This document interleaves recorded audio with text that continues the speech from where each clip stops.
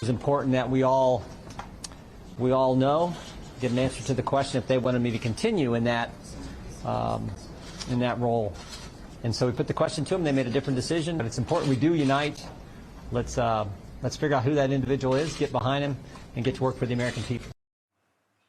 Couldn't find the votes, couldn't find a sport coat as well. The Ohio congressman who has had 0 bills signed into law during his 16-year stint in Congress, feeling another stinging defeat as he withdraws his bid for Speaker. In the meantime, House Republicans have fled Washington amidst their weeks-long Speaker saga, with the caucus now planning to regroup on Monday for a Speaker candidate forum. Joining me now, Democratic pollster Fernando Mondi and Republican strategist Susan Del Percio, both of whom are MSNBC political analysts. Fernand, Susan, it's so good to see you guys. It's been a while. Fernand, let's start with you. You're here. Republicans go from Kevin McCarthy to Jim Jordan. I mean, there's no quality control apparently going on in the GOP. Now you're looking at that list. Byron Donalds?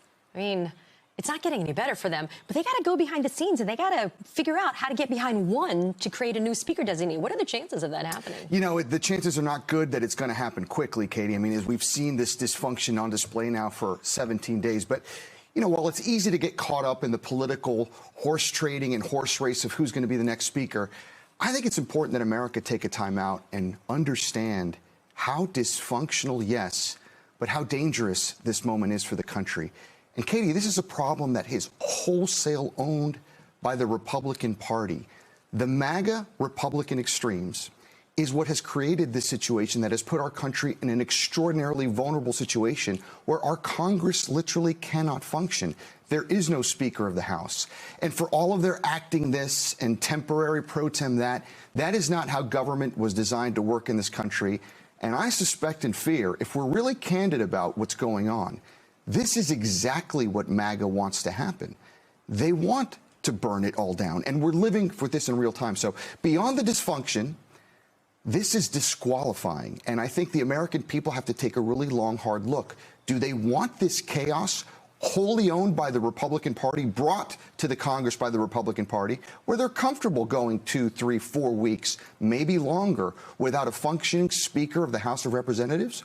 Or do they want the unity, the competence, the intelligence, and the seriousness that the Democratic Party and the Democratic caucus brings? I think it's a very important question that we sometimes lose sight of in the jockeying for who's going to be the Republican Speaker. No, that's a really good point. I mean, Susan, are we at that point as well, though, where it's the proverbial dog having caught the car? I mean, the chaos that they wanted to have, that Donald Trump did through his surrogates, through the Jim Jordans, the Matt Gaetzes, the Kevin McCarthys, they got it.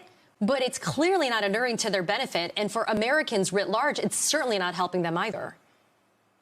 Right. And that's their goal, is to have government stop. That's it. They don't want it to function, those MAGA Republicans. They don't want to govern, and they certainly don't care if they're in the majority or not. So what I think we have to start looking towards is the minority of, frankly, both the Democrats and Republicans probably getting together to come up with some solution. Because if you want to govern, you can't do it in partnership with MAGA Republicans. You just can't. And as Fernando mentioned, we have our legislative branch. I know it's the House, but for all practical purposes, the Senate can't do much without the Houses, working together. Our legislative branch of government is not working. And in 4 weeks, we're going to hit a shutdown. And the Republicans will get blamed. Make no mistake about it. But you have a group of MAGA Republicans that don't care if they lose that majority come 2024. So that's why it's up to those Republicans who really believe in governance, and there are those Republicans that believe in it, to come together and come up with a similar deal that the Senate had in the first 2 years of the Biden administration, some sort of power arrangement where Republicans may chair a committee, but there's equal members of D's and R's on each committee. They may have to talk about, as anyone, being able to bring a bill to the floor and have a vote. I mean, it's democratic. It's the way to move our country forward. So we know that there's going to be some Republicans against it, but that's really where we should be heading. You know, Fernand, House Majority Whip Tom Emmer, his name is being thrown into the mix as a possible, nominee, speaker designee for Speaker of the House. But we're hearing now Donald Trump says, nah, I don't support it. Do you think they're still listening, though? Because remember, Donald Trump didn't lift a finger to help Kevin McCarthy when Kevin McCarthy was on the skids. Well, yeah, the extreme MAGA cult of personality Republican members of Congress are listening because the cult leader says, no, Tom Emmer's not good enough. And his forever problem with Trump is that he voted to certify the election results, which is a bridge too far for anyone in the MAGA caucus. But, Katie, what is this going to come down to? I think there is a way. Now, people say, is it possible for Hakeem Jeffries to end up Speaker? It's going to be difficult, almost impossible, but it's a road to one.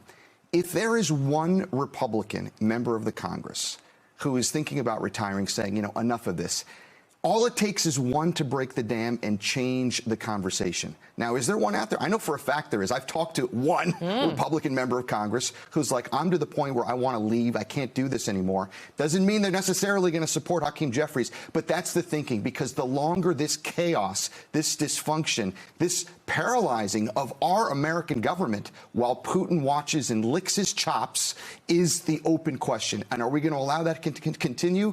Or can some Republicans of conscience, to the extent that there might be any that exist, work out a deal? I think that's what we're going to find out over the next couple of weeks. Susan, is that a pipe dream, though? Fernand is an idealist. I mean, that's the best part about Fernand. He may be a pragmatist, but he's always living in the land of idealism. Is that a pipe dream? Because I agree with Fernand, and I agree with you. It's a democracy. It should work out that way. It should not just be a numbers game. But you got to think.